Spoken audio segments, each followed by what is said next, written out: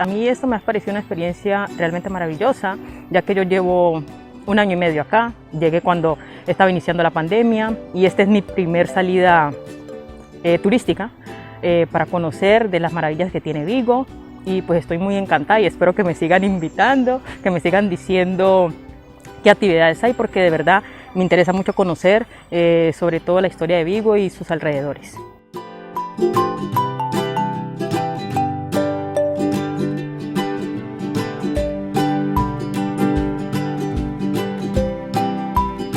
Estupendo.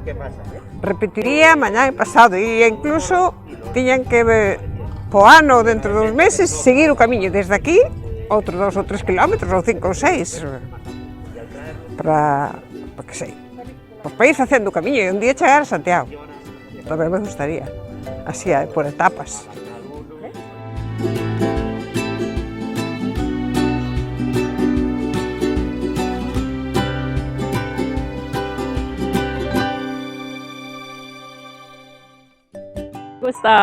Me gusta aquí, vine aquí a Santiago, me encanta, y para mirar muchas cosas la primera vez que vi, así, y me encanta para volver otra vez.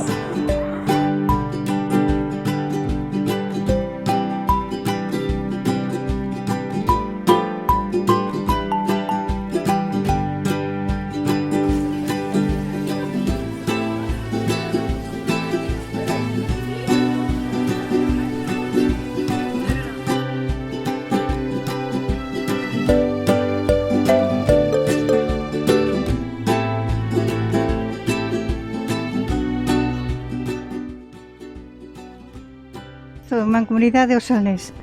La Mancomunidad de Osalnés ha diseñado para ti varias aplicaciones para que descubras el Salnés, sus puntos de interés, su historia y su encanto de una forma fácil, cómoda y amena.